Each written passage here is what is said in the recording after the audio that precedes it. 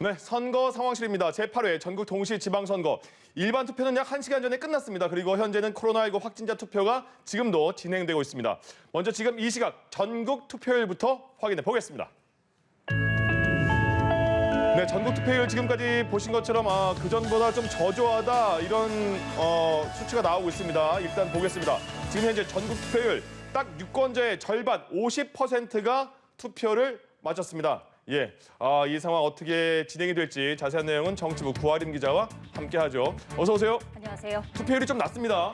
네, 사실 지난 지방선거 최종 투표율은 60.2%였습니다. 이와 비교하면 10%포인트나 낮은 수치인데요. 여러 가지 분석이 있겠지만 뭐니 해도 석 달 전에 대선이 치러지지 않았습니까? 예. 가장 큰 선거 대선이 있었고 지금 시간이 얼마 지나지 않았어요. 자신의 정치적인 의사표시를 이미 했고 시간도 얼마 되지 않았기 때문에 상대적으로 투표를 하겠다라는 마음이 떨어졌을 수 있다, 좀 적어졌을 수 있다라는 분석이 있습니다. 예. 또 주변에서 이번 선거 정말 어렵다, 누구 뽑을지 모르겠다라는 말도 많이 들으셨을 것 같아요. 네. 최근 들어서 무당층 그리고 중도층이 부쩍 늘어난 흐름이 있고 원래도 지방선거 관심도가 떨어지는 만큼 투표할 동력이 좀 크지 않았다, 이런 분석이 많습니다. 날씨 영향도 있었을까요? 날씨가 되게 좋던데. 그렇습니다. 그렇네요. 예. 그럼 지금 각 지역별로 어느 지역이 투표율이 좀 높고 어느 지역이 좀 저조한지 확인해 보죠. 전국 투표율은 정확히 50%고요. 지금 서울은 52.1%, 그리고 쭉 보면 광주는 30%대예요. 네, 지금 광주가 36.9% 투표를 기록하고 있고 옆에 있는 대구 투표율도 좀 낮은 편인데요. 사실 예. 광주나 대구는 어떤 특정 정당의 텃밭이라고 할 수 있는 지역입니다. 예. 이미 어느 정도 후보가 좀 결정이 돼 있는 면이 있어서 지방선거 때는 조금 투표율이 낮은 경향이 있다고 합니다. 내가 안 나가도 되잖아, 이런 생각이 또 있을 것 같아요. 그럴 수 있습니다. 예, 다음 지역도 확인해 보죠. 전국 투표율은 50%고요. 지금 중원입니다. 대전, 세종 48.8%, 50.3%, 그리고 강원도 접전 지역으로 예상이 되는데 57.1%고요. 경기도 50% 육박합니다. 네, 일단 경기 같은 경우는 가장 주목되는 지역 중에 한 곳인데 지금 전국 평균과 비슷한 수준의 투표율을 보이고 있고 예. 또 강원은 굉장히 두 후보 모두 인지도가 높은 후보입니다. 국민의힘에서 김진태 후보 그리고 더불어민주당에서는 이광재 후보가 나왔는데 상당히 높은 투표율을 보이고 있네요. 그러네요. 결과까지 확인해 보도록 하겠습니다. 다음도 보겠습니다. 전국은 보시는 것처럼 50%입니다. 그리고 충북, 충남 거의 50% 평균량 비슷하고요. 전남 지역이 또 50% 후반대로 올라갔군요. 네, 이제 매 선거마다 높은 투표율을 기록하는 전라도 지역, 전북은 조금 전국 평균보다는 낮은 편인데 예. 전남의 경우에는 전국 최고 투표율을 보이고 있고 또 경북은 52.1% 보이고 있습니다. 그러네요. 전남은 사전 투표율에서도 30%가 넘은 걸로 기억을 하는데 본투표에도 지금은 다른 평균보다 좀 높게 나왔습니다. 그렇습니다. 다른 지역 마지막 확인해 보죠.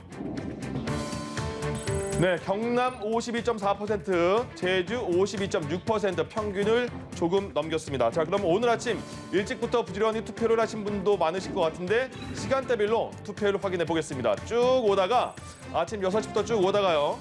점심을 드시고 많이 나오셨는지 오후 1시에 투표율이 올라갔습니다. 네, 사실 점심 드시고 투표해야겠다, 안 할 수 없겠다 이런 생각하시는 분들도 많을 테지만 사전 투표율이 지금 오후 1시부터 집계가 돼서 함께 합산이 돼서 이때부터 나오거든요. 예. 그래서 오후 1시부터 이렇게 오른 흐름이 나왔고요. 또 지금까지 계속해서 꾸준히 올라서 현재까지 50% 기록하고 있습니다. 그렇군요. 생각보다 계속해서 투표율이 저조해서 선관위도 오후 2시쯤에 투표 좀 해주시라 동료 메시지도 내보냈는데 아직까지는 투표율이 저조합니다. 그러면 지난 지방선거와 이번 선거 어떻게 될지 한번 비교를 해보겠습니다. 먼저 4년 전 지방선거, 8년 전 지방선거가 위 지도에 나와 있습니다. 왼쪽이 지난 6회, 8년 전 상황이고요. 오른쪽 지도가 지난 4년 전 7회 지방선거인데 4년 전에는 민주당이 거의 전국을 싹쓸이하다시피 했습니다. 한눈에 보시기에도 지금 파란색이 훨씬 많습니다. 전국 17개 광역지자체 중에서 당시 3곳을 제외한 14곳에서 더불어민주당 후보들이 당선이 됐습니다. 예. 당시 자유한국당은 경북과 대구에서만 살아남았습니다.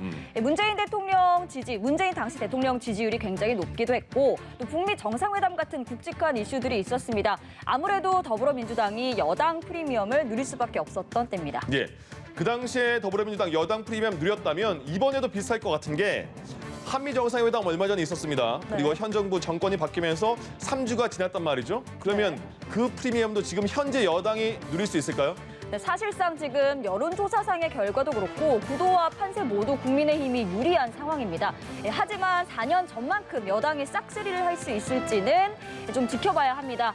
국민의힘이 지금 탈환을 노리는 곳이 충청 그리고 수도권이거든요. 예. 수도권에서는 인천과 경기에서 승산이 있다.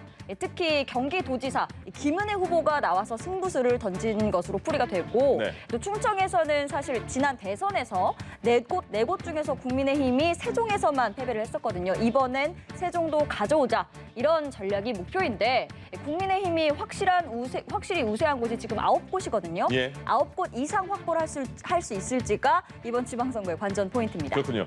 4년 전에는 그렇게 굉장히 극명하게 한쪽으로 쏠린 표심이 있었는데 8년 전 제6회 위쪽 지도에서 왼쪽입니다.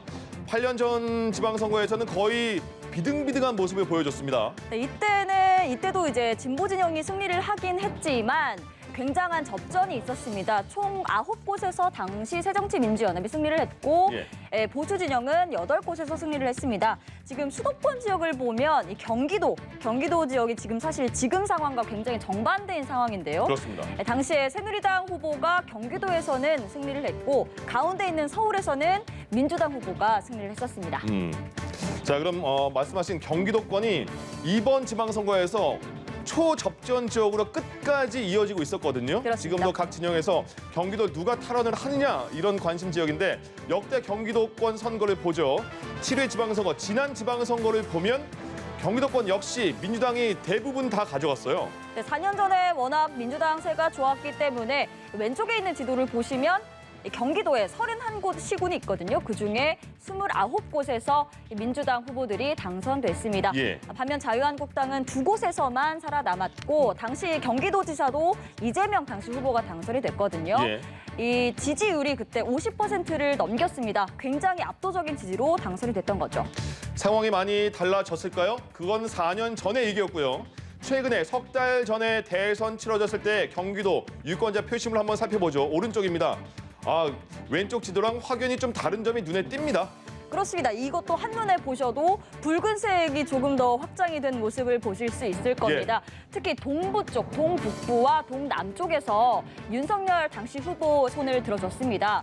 연천과 가평같이 지난 지선에서 국민의힘 후보를 지지했던 곳은 물론이고 지금 보시면 용인, 이천, 여주 이런 남쪽, 동남쪽에서도 윤석열 후보가 우세를 했었거든요. 그래서 이번 지방선거, 석 달 만에 치러지는 지방선거에서는 이 붉은 부분이 더 확대가 될지 아니면 그대로일지 어떻게 될지가 관전 포인트인데요.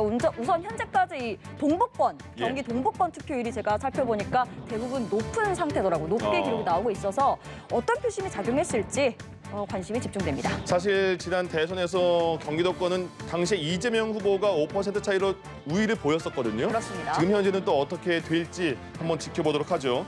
그리고 석 달 만에 치러지는 지방선거인데요. 대선 이후에 대선 때 전국 표심을 한번 살펴보도록 하죠. 대선 결과를 보면 왼쪽 활 쏘는 모양, 오른쪽으로 활을 쏘는 그 활 시위 같은 모양을 나타내고 있습니다. 네, 딱 한눈에 보시기에도 오른쪽 강원부터 경북, 대구, 경남까지는 윤석열 후보가 우세를 보였고 가운데 툭 튀어나온 부분이 있잖아요. 충청권에서 윤석열 후보가 사실 굉장히 우세를 했었기 때문에 충청의 선택이 윤석열 당시 후보를 대통령으로 만들었다. 이런 분석이 나올 정도인데요. 거기서 지금 세종이 쏙 빠졌군요. 그렇습니다. 보시다시피 가운데 푸른색 한 점이 보이는데 저 지역이 바로 세종특별자치시입니다.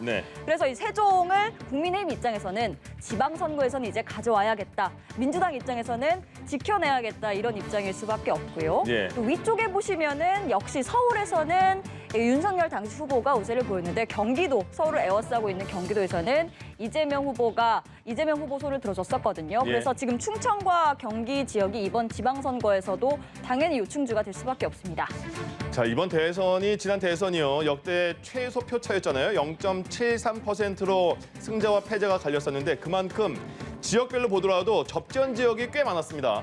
네, 오른쪽에 그래프를 보시면 인천, 대전, 서울, 경기, 충북 이렇게 주요 도심 지역들이 있습니다. 모두 득표율 차이가 굉장히 적었던 지역인데요.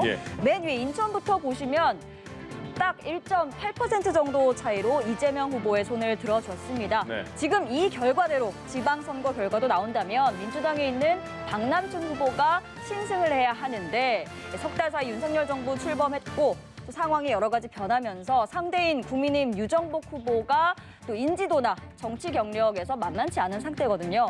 또 구도상으로는 유리한 상황인데 그런데 인천에 예. 이재명 후보가 개항을 보궐선거에 출마하지 않았습니까? 그렇죠. 그래서 이재명 효과가 어느 정도 있을지, 어느 정도의 견인 효과가 있을지 여러 가지 변수가 있는 지역이어서 인천 결과가 굉장히 관심 가는 곳 중에 한 곳입니다. 그렇습니다. 그리고 이번에 각 진영에서 중원 표심, 충청권 표심을 몇 자리를 가져갈 것인가도 굉장히 관심사였잖아요. 네. 대선 때에도 역시 대전의 표심도 굉장히 예측하기가 힘들었습니다.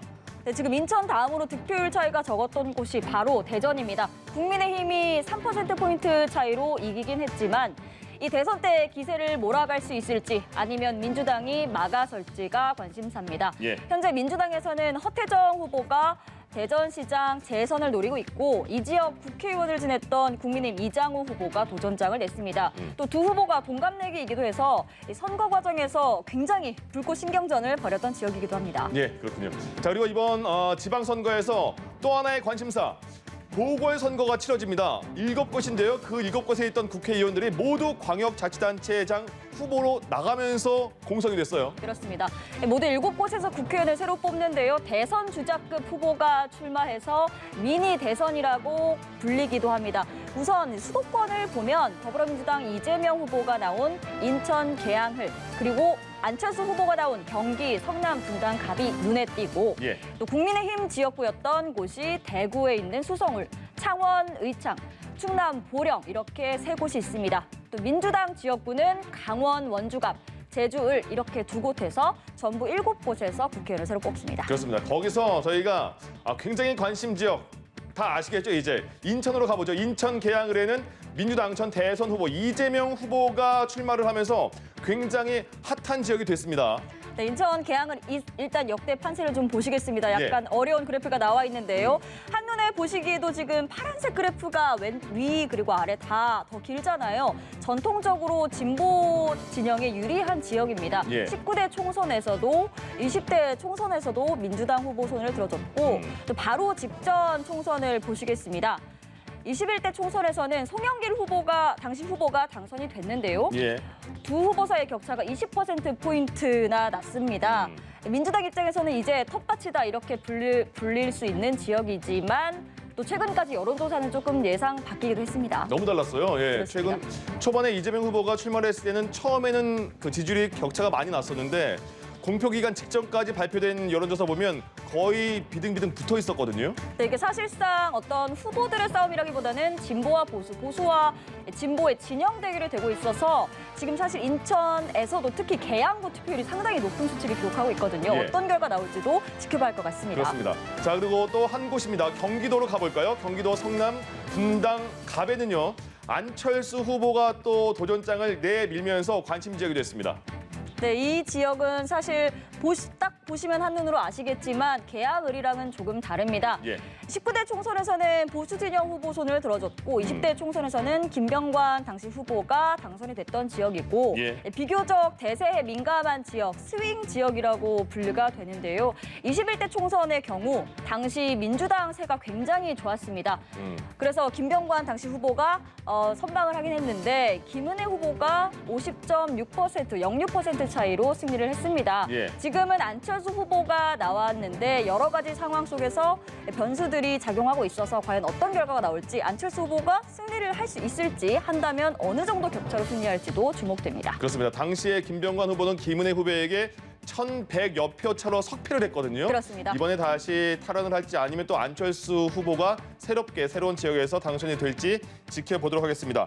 자, 잠시 후에 이제 출구조사 결과 발표가 있고요. 저희는 3사 출구조사 결과를 바탕으로 해서 예측 결과로 잠시 후에 다시 구하림 기자와 찾아오겠습니다. 지금까지 선거 상황실이었습니다.